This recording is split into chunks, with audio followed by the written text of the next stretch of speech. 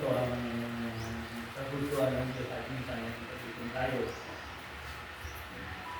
Dahil lagi tayo lagi sa Kanya at humilig tayo sa Kanya. Siya ang tunay natin ang kaligtasan ng lahat. Amen. Tandaan ninyo, wala nang tayo ibang kalapitan kung hindi si Jesus.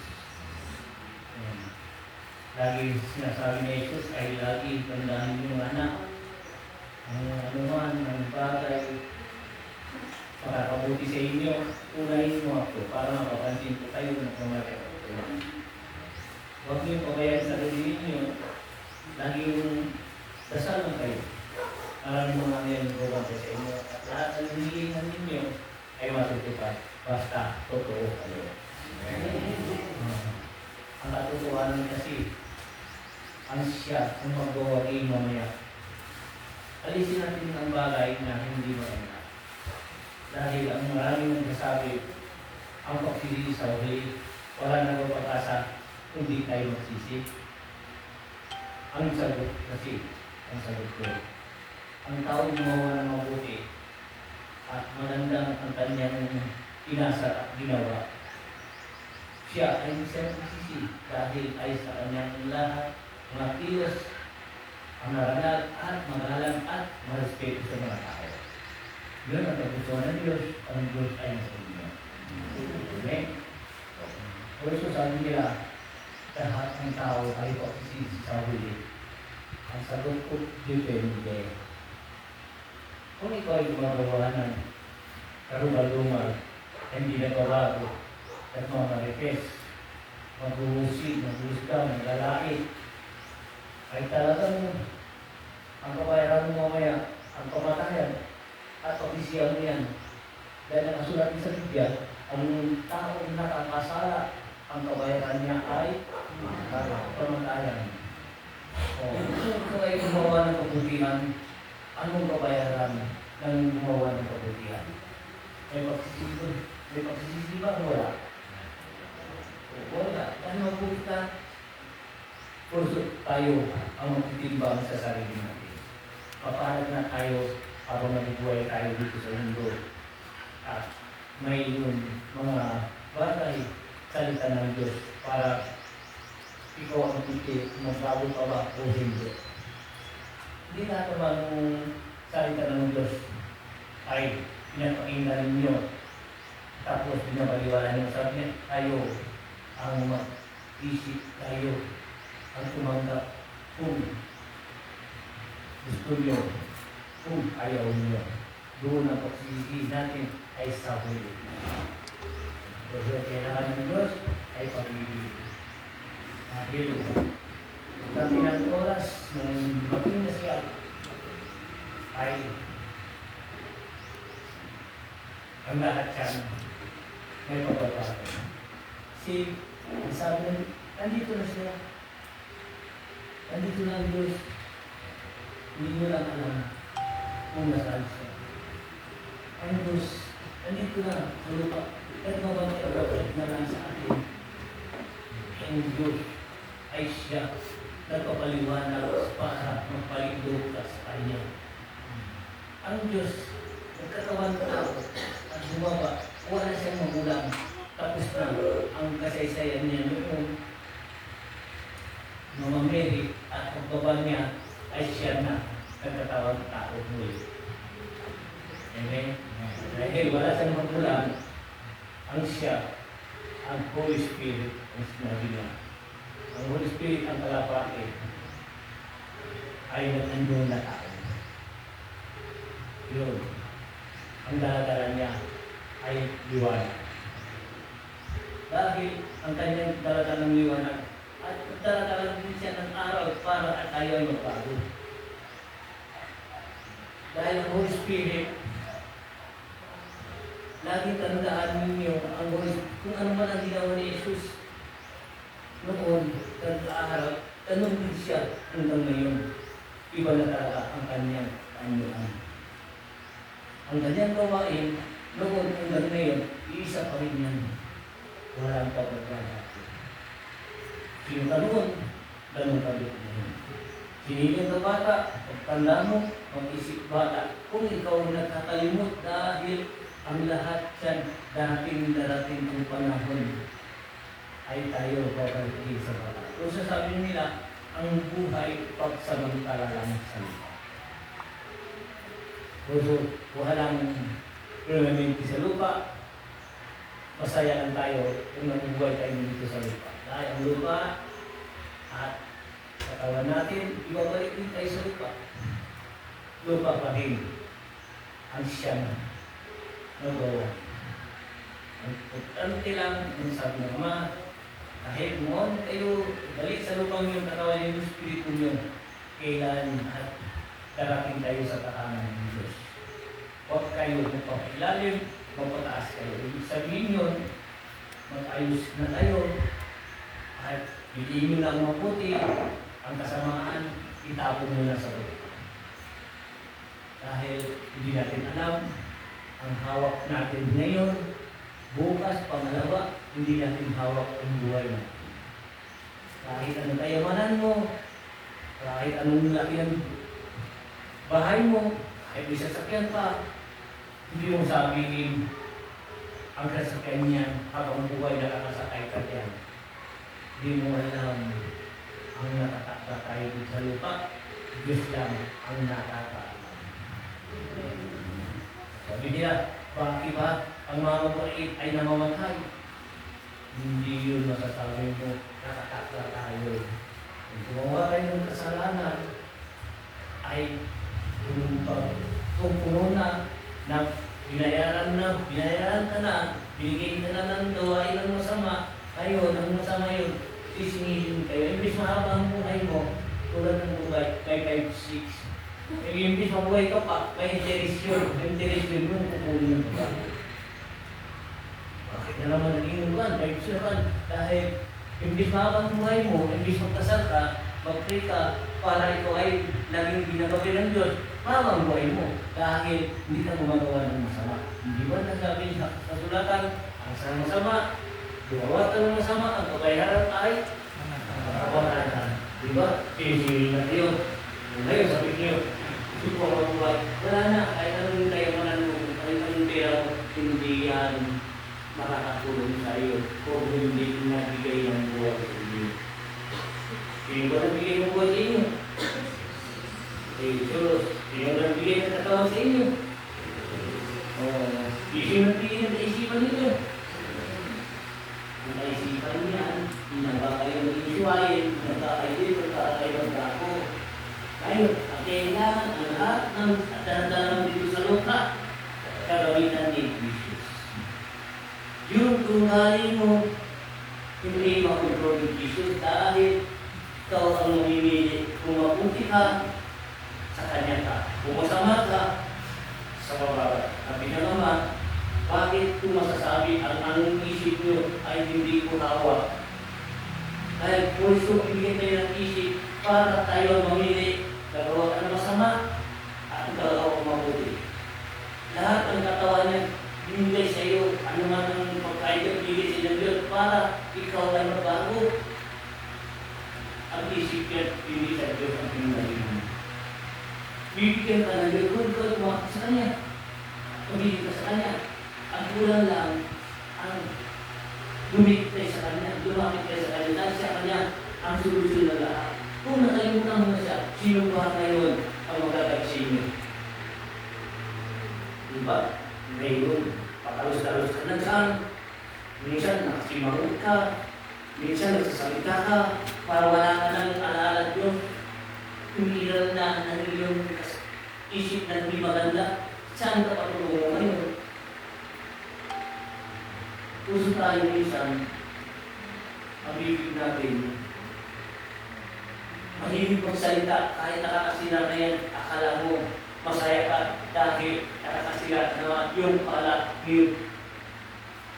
nilulubog ka na, hinila ka na sa ilalim dahil bigay sa iyo at sinunod mo, tawa-tawa ka dahil nakatulong, dahil hindi ka tulong sa Diyos. Kapit ka sa Kanya, bigay sa Kanya. Ang sabi naman, isip, ang isip mo, at dapat alagaan mo isip mo. bago ka magsalita. Dahil ang isip mo, ikaw ang magdadala dyan. Kung hindi ka bigyan ng isip, paano mo malalaman kung aking ka o hindi? Dahil ikaw ang gumagawa ng kaisipan ng mali at tama. Kung sa lahat yan, ang Diyos ay walang sinuman na may ipa sa Kanya kayo, nagsimula sa Kanya dapat kayo kaluhin. Kung sa lahat yan, walang posible sa Diyos. Mahal na mahal kayo ng Diyos. Paulit-ulit niya sabi niya, dahil gusto ka nila, gusto natin siya pagsalamatan dahil lagi siya nagbibigay ng araw para sa atin. Kung bibigyan ng Biblia, para kayo magkano. Dahil kung kayo ay magbasa ng Biblia, puro ng maganda, ano ang mali, itapon na. Ang mabuti, ang siya ay pupulutin natin. Yun ang maging paraiso at pagsisisi sa huli ay wala dahil mabuti na yun naman. Okay? So, sa pangalan na ito, ang bilang ang mga kalahita. Ay siya ang nabilang ang magtatanggol sa ating lahat. Wala din ba? Ay Mario Barajas, que es So, tayo, habang nandito, habang tumatanda na, hindi ang kalabaw pati tayo. Dahil araw-araw yan, ang tulong natin, kumahanda rin isang araw natin tumataas. Hindi na ba kayo doon? Ang kinakain natin, kunti-kunti, nababawasan ang lakas natin dahil kinakain natin ay kandikal. Dahil wala tatanim ang gusto nila, aani ka agad. Doon wala mapuno, ngayon lang, dahil apurado sila maging, kayaman sila, di nila alam yung gawain niyo pala, yung di papalay sa atin, yung di hingin sa atin, di ba? Bata pa tayo, nakasakitan tayo. Marami na naramdaman natin dahil gawa ng tao rin at gusto nila magpayaman. Ang talino nila para madaling lumayo. Ang mga pagkain, ang mga tumuko ang mga buti ng dahil sa chemical yan, yun pala yung ang papatay sa atin. Amen? Balang Kristo yan, no? Oo, tapos yung mga panahon nun, yung mga edad nun, may 200 years or 300 years, 900 years. Ang sarap ng pagkain nun. Ising-ising lang. Bago lahat, pati yung bangus, parang isda, chemical na, mga pitch na. Dahil ano nangyari sa akin? Yung lalaking katawanan, titigas, pahinga na, dahil ang pinatayin natin ay lason. Kundi-kundi tayo napatay ng pinatayin natin ng chemical. Minsan, naglalasin mo sila sa ilog, akala nila marami silang sa isdaan, akala nila marami na mahuli, hindi nila alam, pagtandaan nila, pala pagdating ng oras, aanin nila yung lason, kinain nila. Hindi ba muna malagyan niya kunti-kunti, maramdaman nila ang sakit ng katawan nila. Akala nila, kung maglason tayo sa mga isda, akala nyo mapagabuti. Hindi, ang kumain, kundi ka mamatay kagad, kunti-kunti, may oras din, mag-ipon yun. Aanin niya, doon maramdaman. Doon magkasakit, ito lang aanin, ito lang ang lason. Ang sama, tandaan ninyo. Kung lumaluman ang lason dyan, yung kahit sa tumubuhay pa, parang kahit kinain mo yan, yung lason yung kunti-kunti din tatalag sa katawan ninyo. Pagtandaan ninyo, doon nyo na maramdaman. Maganda ba ang video? So lahat natin dito, kung pwede lang huwag natin lason, kailangan, alagaan natin, dito lang sila, sila yung malalaking grupang, para yung mga isda, maliliit, hindi na mamatay. Dahil tayo rin ang nagpapagod sa sarili natin. Bansa, tama hindi. Isipin mo, imbis maraming isda, anong ginawa? Lason doon, ano ngayon? Unang araw, dalawang araw, makakain. Pagkatong araw, wala ka na kakain. Buwan na, habang mawalang lason, at mayroon na naman biyaya, pagtapos ng tubig, paglalim, at umakas na naman tubig, talaga na naman. Kung yun din natin nilalason ng ilog ng dapat, yun sa atin, hindi ginagawa ang maliliit ang ano. Hindi. Saka natin sa pagkain, tayo rin nagbibigay ng katutuwa natin. Tama ba hindi? Kaya lahat yung mga kaisasan sinabi ko, galing sa taas. Gusto lang Ama, kung gusto nyo sa taas, kakain. Kung nakita nyo ang hindi maganda, pagbawalan niyo. Dahil yan, maraming pang kakain, maraming pang makukuhay, huwag nyo baliwalain, huwag nyo sayangin, dapat at tulungan. Dahil yan ay para sa ating lahat. So, sabi na naman, mga anak, kayo rin ang lulutong sa inyong lupa.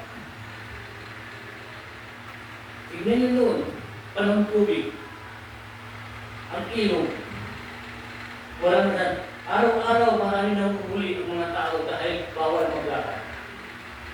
Nakikita mo lang, dyan lang naista sa isari, maghuli ka. Katapos ng oras yun, may gumawa ng isa, dalawa, naglason. Yung lason, totoong maraming mahuli ang lahat. Hanggang doon na lang sila. At lahat ay patay. May kapitay ngayon, wala na. Dahil sa lason. Dahil hindi natin inisip ang kinabukasan ng mga bata. May babalikan tayo. Inisip natin, pwede ngayon gumawa, bukas pangalaw, wala na. Dahil patay na sila na. Kung ikaw ay marunong, at ang alam mo, huwag kang magatod, gumawa kang paraan, uli mo siya kung malalaki, maraming pag sinilang ang maliliit, para dumami ang ilong, ang biyaya at binigay ng Diyos sa atin. Binibigyan tayo ng biyaya ng Diyos, pinalalason natin. Ha? Yung isda. Isa rin yun. Kung ako hindi lang maliliit, isipin, binigyan tayo ng biyaya. Kung isipin ninyo, maraming, ako'y kurente. Kung maano ng maliit, ipatay. Tayo ang papatay sa sarili natin. Minus una, pangalawa, tatlo, masaya tayo. Katapos, tignan mo yung ilog. Kahit maliit, wala nang makita. Dahil kakawaan natin. Kung mayaman tayo sa pagkakain, mayaman tayo sa mga Diyos, tayo rin ang nagsisira. Dahil sa gawain natin, ang siya nagsisira ng kalikasan natin. Punta mo sa ibang bansa, kahit sa isda, tignan mo sa ibang, dagat siya, ang dami isda. Dahil alam nila, inalagaan nila ang kanilang kalikasan.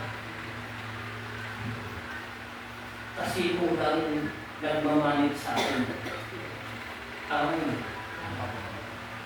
Ito, usapan kalikasan. Ang sabi mo.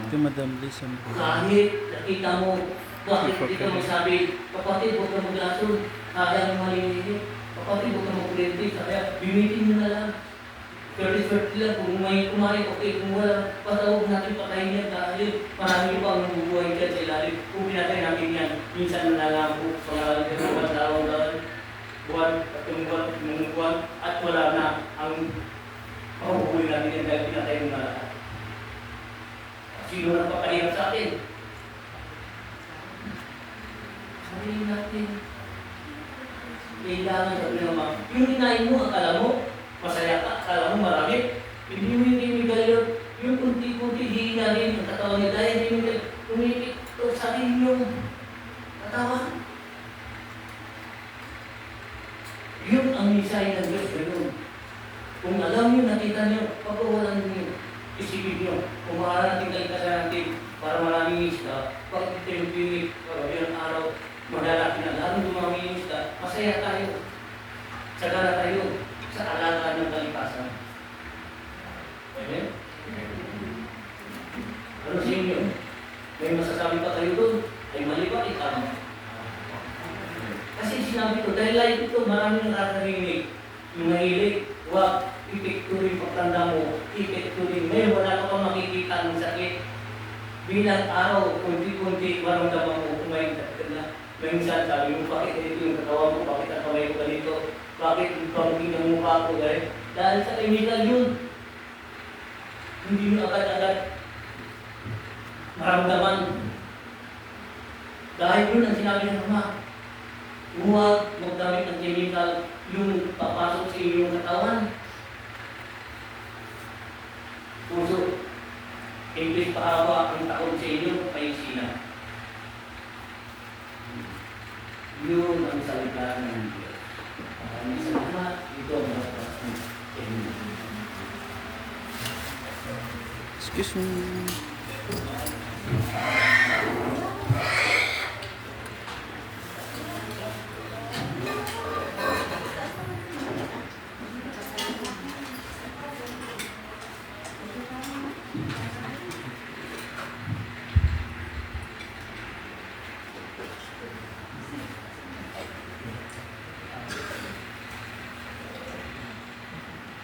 Salita sa mga yan. Ay, ito sa rason na ito.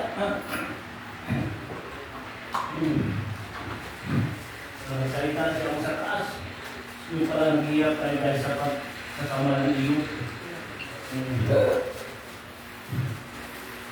Kasi yun, tama ba hindi?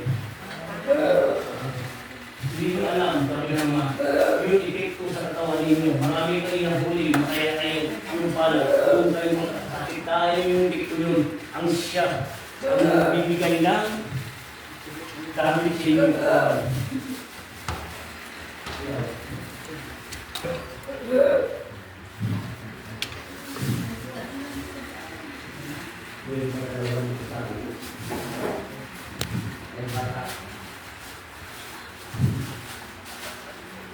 Thank you for watching po sa inyong lahat at sa lahat ng mga nareno. Labas po. Nawa tayo may matutunan sa mga mensahe ngayon. Tawag natin kayo sa ating buhay. Habang nakakasira sa ating kaligtasan. Masaya. Ayaw na ako tayo ng aral na para kalakas ng ating katawan. Yun, marami ang mga kung yung binibigyan natin ng mga sukat, mga hindi mo naramdaman ang sakit. Masarap na kumari marami. Isa na dalawa tatlong araw. Tapos wala na. Kaya lahat ang biyaya niya. Ngayon, ang katawan nyo, isang taon, dalawang taon, buwan, karamdaman nyo. Bakit nangyaylo ako, bakit yung isang taon? Dahil ibigay nyo ngayon at umakapit na sa katawan na. Pinatay. Dahil sa aking mamisay, dahil sa ibigay sa lupa. Dahil ko mamisay ang hindi kalikasan ang binigay ko, ang biyaya sa inyo. Ano sa tingin ninyo? Tama ba? Hindi. Kung tama yun, maraming salamat ulit. Mabuhay sa Jesus. Mabuhay kayo. Tuloy natin ang pagpapay lagi. Iligtas natin sa sarili natin. Humingi tayo ng bagay sa Kanya. Ang Diyos ang lagi na mamatag at narinig sa atin. Amen? Amen. Mabuhay kayo. Mabuhay sa Jesus.